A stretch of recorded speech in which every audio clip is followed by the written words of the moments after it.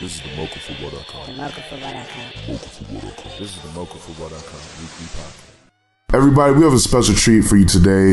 We have the great Andrew Zuckerman coming off a fantastic season last year where he was carrying the Chuchill Bulldogs and the great running back from Chuchill, man. He really personified what a workhorse running back really means. And, first and foremost, Andrew, thank you for joining the show today. And how you doing? I'm feeling great.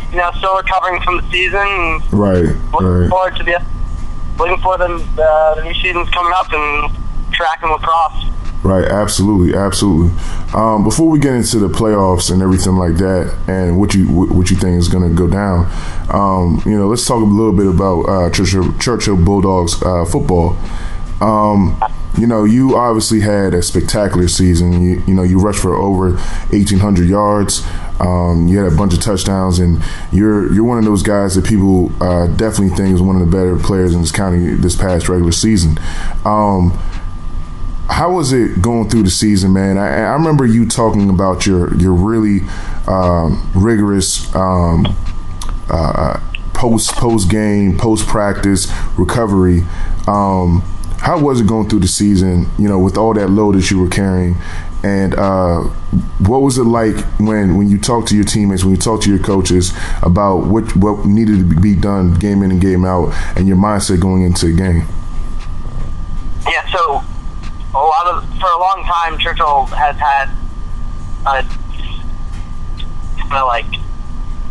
an infamous tradition for ducking their heads at the end of the games, kind of giving up whenever the going gets tough, and so that's what we really try to seek and change throughout the season.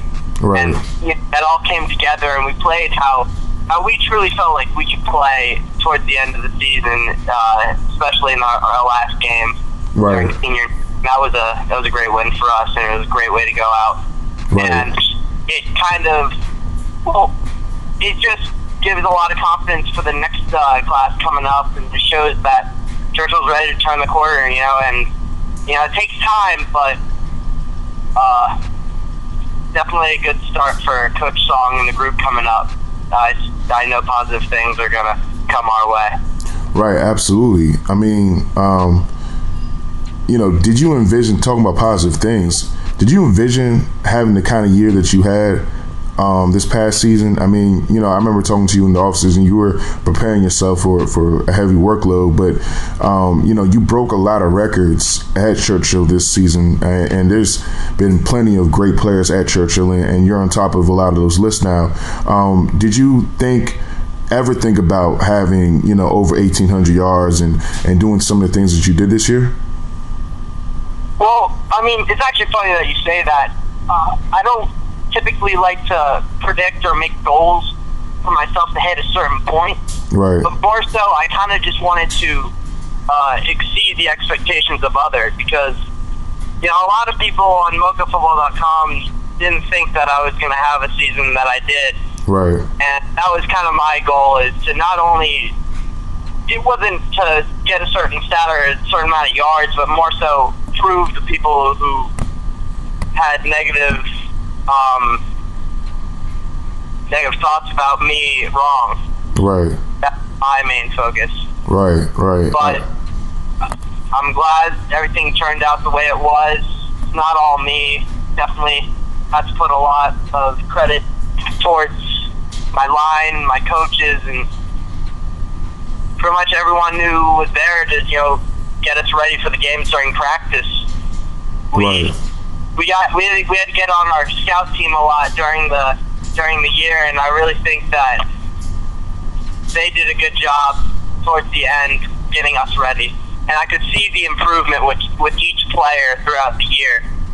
Some kids, the first year playing high school football is when they get their pads the week before school starts in 9th grade, and it's really nice to see the improvement of some kids that just went out on a whim to try and play football, and really put forth the work, and you see the improvement in that. Right. And that's something I'll remember with a lot of my teammates individually. Right. Absolutely. Absolutely. You talked about negative thoughts. I'm sure there was a lot of negative thoughts, when you guys got behind to Einstein during the regular season, and you guys ended up coming back and winning that game. You went off in the second half and had a spectacular game. There were other great moments during the season. What was the funnest moment for you guys as a collective group, or you personally, that you can remember from this regular season? Definitely during the Einstein game or the WJ game. Right. We started out not too strong, but our coach said we're a second half, fourth quarter team, and probably the most fun moment was in that second half of the Einstein game when we were driving for the go-ahead score, and we knew that we were tiring them out, and we could just pound them with the run game.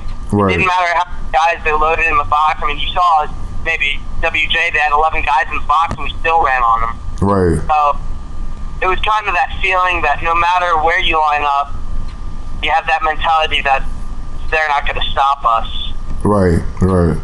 Absolutely.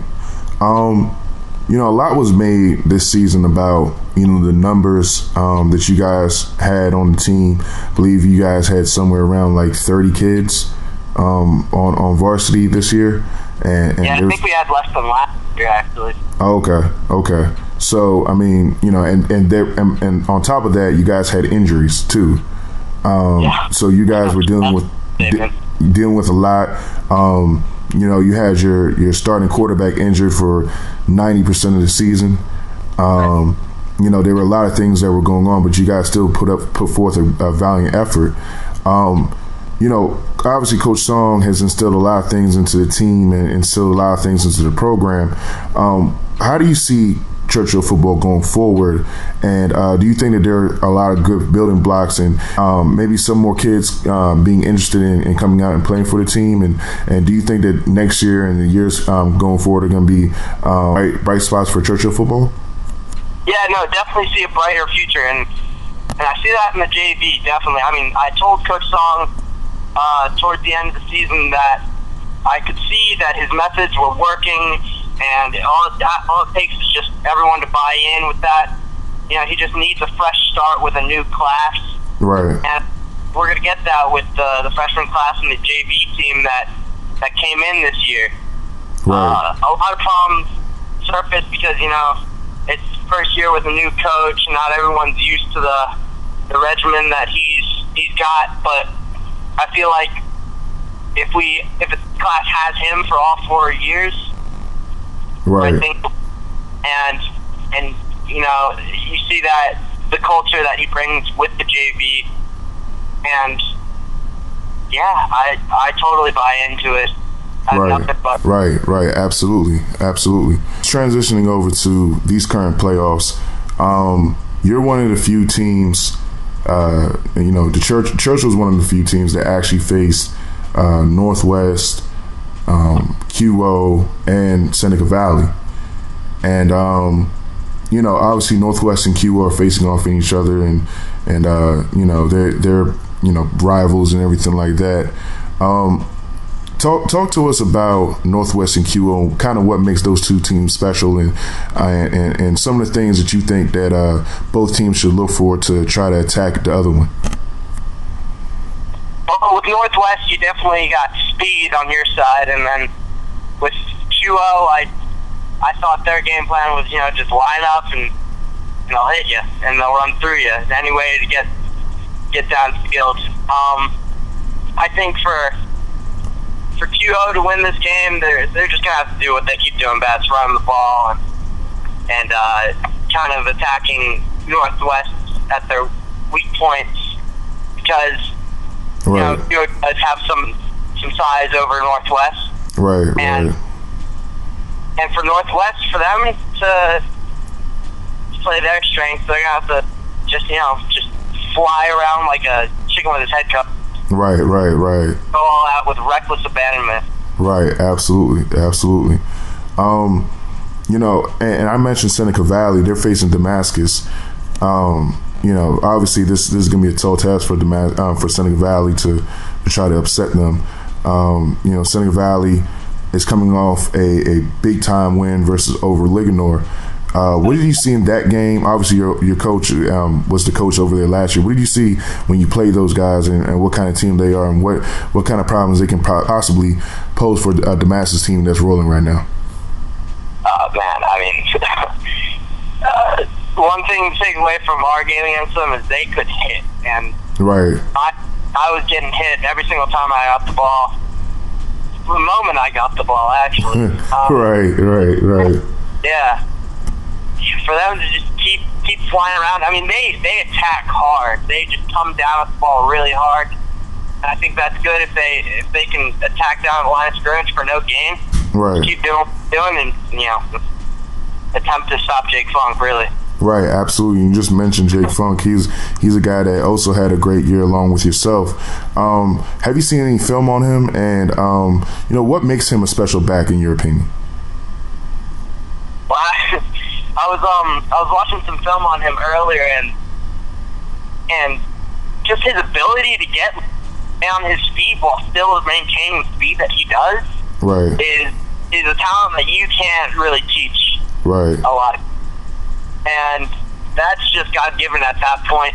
Mm-hmm. And I feel like for him, he's the quintessential hard-nosed running back who is not going to hesitate at all. He's going to hit you full force and hit the hole, take yards where it's given. Right. And at some point, he's going to break one. Right. Keep timing, then you hit your opening, you take it. Right. Absolutely. Now, you're a football star and everything like that, but what some people might not know about you is that you're a beast on that track, and you've done a lot of things, Junior Olympics, things like that. Obviously, indoor track is starting up. What's the next phase for you while you transition away from Churchill football and your senior and everything like that?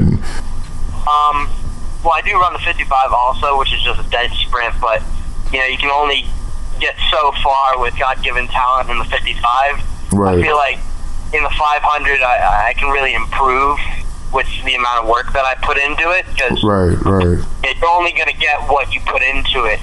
And right. so, endurance, because that's going to help with lacrosse season. I'm going to be doing a lot of running when I do lacrosse. Right. Spring. And then for lacrosse, I mean, it's not a main sport for me. Mm-hmm. But yeah, I feel like I can contribute to the team in sort of a defensive midfield position, right, clearing mid position. And then as for next year, I've got one offer right now, but I'm still talking to the Yale coaches and trying to get an offer from them. Okay. So hopefully next year I can still be a Bulldog. Okay, absolutely. Well, Andrew, thank you so much for taking out your time, man. I know you're a busy man, so again, fantastic season. You've definitely laid some groundwork for Coach Song to build upon for Churchill going forward.